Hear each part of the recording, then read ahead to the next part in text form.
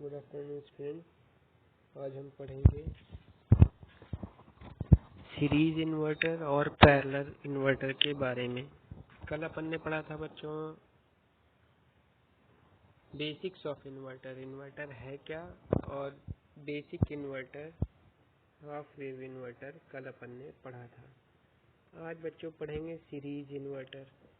तो सबसे पहले बच्चों देखिए सीरीज इन्वर्टर है क्या। जैसा कि नाम से पता है आपको, इसमें जो लोड रहेगा, लोड होता क्या है, लोड मतलब कोई भी जहाँ पे आपको कनेक्ट करना है आपका इक्विपमेंट, लोड, जहाँ जो भी लोड रहेगा वो सीरीज में रहेगा इन्वर्टर सर्किट के, लोड सीरीज में रहेगा इन्वर्टर सर्किट के। अब ये सीरीज इन्वर्टर इसीलिए इसको नाम दिया गया है। पढ़ लेते हैं series inverter. Inverter in which commutating components are permanently connected in series with the load are called series inverter। देखिए बच्चों कम्यूटेटिंग कौन कौन से हैं। एक आपका ये एलसी, ये कम्यूटेटिंग इक्विपमेंट है। ये क्या करते हैं, ये कम्यूटेटिंग मतलब थायरिस्टर को ऑफ करने के लिए जो थायरिस्टर करंट होती है उसको आपको निगेटिव होना पड़ता है, निगेटिव होना पड़ता है, तभी लोड का निगेटिव होना पड़ता है, तभी आपका थायरिस्टर ऑफ होगा। इसीलिए इसको कम्यूटेटिंग मतलब कम्यूटेट करना, पोजीशन चेंज करना, करंट की पॉजिटिव पोजीशन से नेगेटिव पोजीशन में ले जाने को कम्यूटेशन बोलते हैं। तो commutating component in series with this load. ठीक है बच्चों, लोड के सीरीज में है इसलिए अपन इसको सीरीज इन्वर्टर कहते हैं। ठीक है, अब सर्किट पे देखते हैं सर्किट में क्या क्या लगा हुआ है इस सीरीज इन्वर्टर के।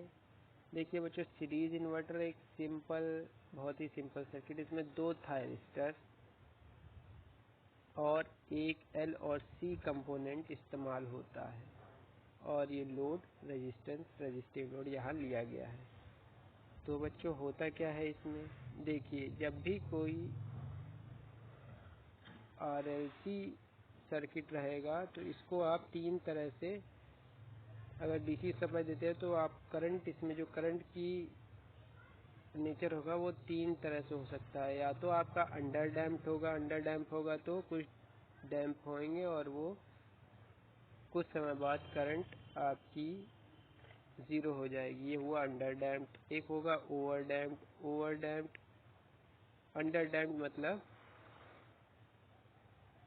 डैम्प मतलब जिसका डैम्पिंग कम है, लेस देन 1। बच्चों गलत हो गया, ये थोड़ा करेक्शन है। ये रहा आपका अंडर डैम्प। ओवर डैम्प क्या है, ओवर डैम्प मतलब जिसकी डैम्पिंग ज़्यादा कर दी गई है, जिसका ऑसिलेशन कुछ समय बाद ख़त्म हो जाएंगे। और एक होता है आपका आइडियल डैम्पिंग, जिसमें आपकी कांस्टेंट ऑसिलेशन होते रहेंगे। तो अंडर डैम्प्ड कंडीशन में इसमें जो आपका आरएलसी सर्किट में एल और सी की वैल्यू है, ये इस तरह ली जाती है कि आपका जो सर्किट बने, ऑसिलेशंस बने करंट के, वो आपके अंडर डैम्प्ड हों। ये देखिए the commutating components L and C values are so chosen such that the series RLC circuit forms an under damped circuit. ठीक है बच्चों, मतलब ऑसिलेशन करंट के होने लगेंगे, इसमें करंट के ऑसिलेशन होने लगेंगे तो क्या होगा, करंट एक पॉजिटिव से निगेटिव में होने लगी। आपने दिया क्या था इसको, अपन ने दिया था इसको एक DC supply, DC constant DC. इस सर्किट में एल सी आर लगा हुआ है, इससे बन गया है ये आपका ऑसिलेटिंग इन नेचर। अब क्या हुआ, अब बच्चों इसमें कनेक्ट कर रखे हैं दो थायरिस्टर, एक थायरिस्टर T1, एक थायरिस्टर T2। ठीक है, थायरिस्टर T1 क्या है, थायरिस्टर T1 बच्चों इसको चार्ज, कैपेसिटर है, इसको चार्ज करने के काम आता है। तो थायरिस्टर T1 जैसे ही अपन ऑन कर देते हैं, थायरिस्टर T1 कंटिन्यू कर देते हैं बच्चों, ये आपको इधर से ज़्यादा अच्छे से समझ में आएगा इस सर्किट से, वेवफॉर्म साथ में दिए हुए हैं। जैसे ही अपन थायरिस्टर T1 ऑन करते हैं, थायरिस्टर T1 ऑन करते हैं जैसे ही इसको गेट करंट देते हैं वैसे ही क्या होता है, ये ऑन हो जाता है और कंडक्ट करना चालू कर देता है। कंडक्ट करना चालू कर देता है तो फिर कैपेसिटर चार्ज होता है। कैपेसिटर चार्ज होता है, लोड वोल्टेज आ जाता है। लोड वोल्टेज, करंट धीरे धीरे कैपेसिटर चार्ज हो रहा है, करंट बढ़ रही है, इंडक्टर लगा हुआ है। अब क्या हुआ बच्चों, ये चार्ज हो गया आपका, ये कम्प्लीटली पॉजिटिव हो गया। अब क्या किया, अब T1 को शॉर्ट कर दिया है। अब T1 को ऑफ कर दिया है। T1 को अब ऑफ कर दिया है। T1 को ऑफ करेंगे, देखेंगे बच्चों जब T1 ऑफ होता है तो जीरो जब करंट जाती है उसके बाद कुछ टाइम लेते हैं, ये टाइम इसलिए लेते हैं अगर T1 T2 एक साथ ऑन हो गए तो सप्लाई आपकी VS शॉर्ट हो जाएगी। अब इसके बाद क्या हुआ, जब कुछ समय बाद T1 ऑफ हो जाता है, T2 ऑन हो जाता है, तब क्या हुआ, तब हुआ ये, जब ये ऑफ हो गया तो ये सप्लाई से डिस्कनेक्ट हो गया। उस समय जो आपकी करंट से कैपेसिटर चार्ज हो गया था, अब दूसरे साइकिल में कैपेसिटर एनर्जी को डिस्चार्ज करेगा लोड में, फिर से रेजिस्टिव लोड में फिर से। तो करंट की डायरेक्शन क्या हो गई, पलट गई। करंट की डायरेक्शन पलट गई, ये रही सेकेंड हाफ साइकिल में। अब बच्चों थर्ड हाफ साइकिल में क्या होगा, थर्ड हाफ साइकिल में क्लियर कर लें इसको।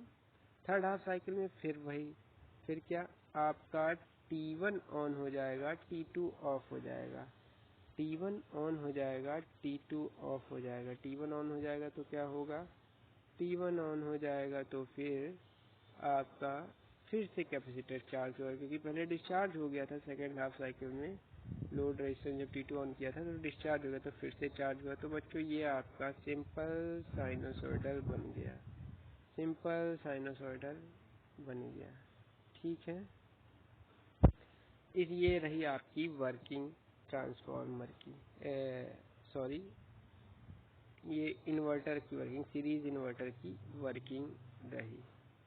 ठीक है, अब क्या रखेंगे, अब देखेंगे टी ऑफ टाइम इसमें रखना बहुत ज़रूरी है, जो डिपेंड करेगा आपकी इसकी फ्रीक्वेंसी पे और रेजोनेंट फ्रीक्वेंसी पे डिपेंड करेगा। ठीक है बच्चों, ठीक है, ये आपका π/ω/r रहेगा। देख लीजिए, टर्म्स की वैल्यू देख लेंगे। टी ऑफ ये रहा आपका, और ये आपका है π/ω/r। ω/r है आपका रेजोनेंट फ्रीक्वेंसी, जिससे ये रेजोनेंट कर रहा है। ω/r = 1/√1/L/c minus r/L² minus 1/LC, ऐसे है। ठीक है बच्चों, ये ओमेगा रेजोनेंट फ्रीक्वेंसी आप नेटवर्क में आपने पढ़ा होगा, जब RLC सीरीज सर्किट में रहेगा तो रेजोनेंट फ्रीक्वेंसी क्या होगी, उसी रेजोनेंट फ्रीक्वेंसी ये है आपकी यहाँ π/ω/r। ठीक है, π/ω/r, ये टी ऑफ रहा। टी ऑफ कैसे निकालेंगे, ऐसे निकालेंगे। ठीक है बच्चों, अब पढ़ते हैं, ये तो रहा अपना सीरीज इन्वर्टर। ठीक है, अब सीरीज इन्वर्टर के बाद अपन पढ़ेंगे पैरेलल इन्वर्टर। पैरेलल इन्वर्टर क्या होते हैं बच्चों, पैरेलल इन्वर्टर वो इन्वर्टर होते हैं जो कि जिसमें कि लोड आपका, सीरीज इन्वर्टर में क्या हो रहा था, लोड कनेक्टेड था आपका इन सीरीज विद कम्यूटेटिंग कंपोनेंट्स। ठीक है, सिंगल फेज इन्वर्टर की बात कर रहे हैं, उसमें क्या था, कनेक्टेड था इन सीरीज विद कम्यूटेटिंग इक्विपमेंट। इसमें क्या है, इसमें लोड कनेक्टेड है in parallel with commutating equipment. कैसे, ये देखिए बच्चों, ये कम्यूटेटिंग इक्विपमेंट आपके क्या है, ये आपका थारिस्टर है, ये थारिस्टर है, ये थारिस्टर, ये थारिस्टर। अगर यहाँ पे कहीं लोड कनेक्टेड होता तो होता सीरीज में। ठीक है बच्चों, पर असल में है क्या, इधर पे आपका लोड कनेक्टेड है पैरेलल में, पैरेलल में। ठीक है, तो देखेंगे अब इसकी वर्किंग क्या होती है। तो सबसे पहले, जैसा कि कल आपने देखा था, कल आपने बेसिक इन्वर्टर पढ़ा था। बेसिक इन्वर्टर में क्या था, केवल दो थारिस्टर इस्तेमाल हुए थे, दो थारिस्टर इस्तेमाल हुए थे, T1 T2 एक समय, और आपका जो वोल्टेज सोर्स था उसको हाफ VS/2 VS/2 करके जब T1 ऑन करते थे तो प्लस Vs/2, T2 ऑन करते थे तो माइनस Vs/2। अब इसमें क्या है, जो आपका ये single phase bridge rectifier full wave inverter है, तो उसमें क्या है, उसमें है बच्चों आप टोटल Vs ले रहे हैं। फुल वेव इन्वर्टर इसलिए क्योंकि इसमें Vs/2 आपको करने की ज़रूरत नहीं है। अगर आप Vs की सोर्स लेते हैं तो आपको Vs का ही मैक्सिमम वोल्टेज मिलेगा AC का। ठीक है बच्चों, इस केस में क्या हो रहा है, अगर आपका total source input source Vs है तो आपको Vs/2 आउटपुट में Vs/2 का मिल रहा है मैक्सिमम आउटपुट वो AC वोल्टेज। ये देखिए, ये Vs/2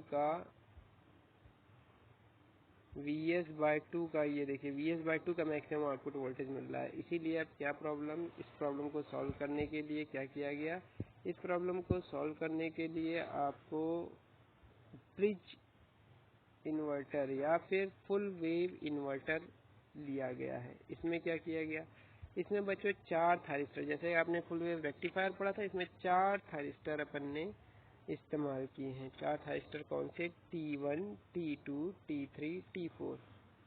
इसमें किया ये गया है, सावधानी इसमें ये है कि इन 4 थायरिस्टर जो हैं, इन 4 में से चारों को कभी भी किसी भी कंडीशन में एक साथ ऑन नहीं करना है। अगर आपने चारों को एक साथ ऑन कर दिया तो क्या होगा, अगर मान लीजिए चारों ऑन हो गए तो आपका ये सोर्स है, ये आपस में शॉर्ट हो गया तो ह्यूज करंट फ्लो होगी और आपका इन्वर्टर जल जाएगा। ठीक है, हीट जनरेट होगी, उससे केबल मेल्ट हो जाएगा, इन्वर्टर खराब हो जाएगा। तो अब देखिए इसका एक्सप्लेनेशन, सर्किट का एक्सप्लेनेशन, इसमें अपन एक वोल्टेज सोर्स Vs का और 4 थायरिस्टर T1, T2, T3 और T4 रहते हैं और diode D1, D2, D3, D4 इस्तेमाल कर रहे हैं यहाँ पे because of nature of load. अगर आपका इंडक्टिव लोड है तो इंडक्टिव एनर्जी को डिसिपेट करने के लिए पाथ ये डायोड प्रोवाइड करती हैं बच्चों।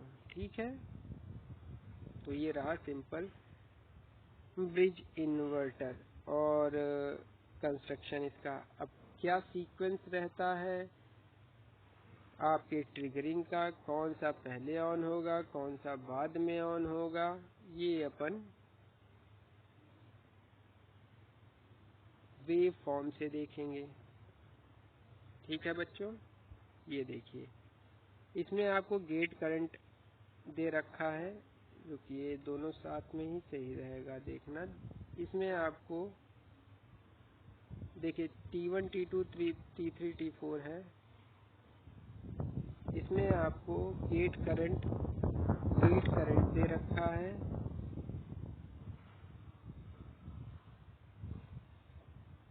गेट करंट दे रखा है बच्चों, gate current Ig1, Ig2, Ig3, Ig4 दे रखा है। तो Ig1, Ig2 को अपन ने एक बार ऑन किया, मतलब ये ऑन किया स्विच, ये ऑन स्विच किया, तो क्या हुआ, प्लस Vs/2 नहीं, प्लस Vs शॉर्ट हो गया और वोल्टेज अक्रॉस दिस लोड अपन को क्या मिला, Vo equal two plus Vs। देखिए यहाँ पे दिया हुआ है। अब देखेंगे सेकेंड हाफ साइकिल में क्या हुआ।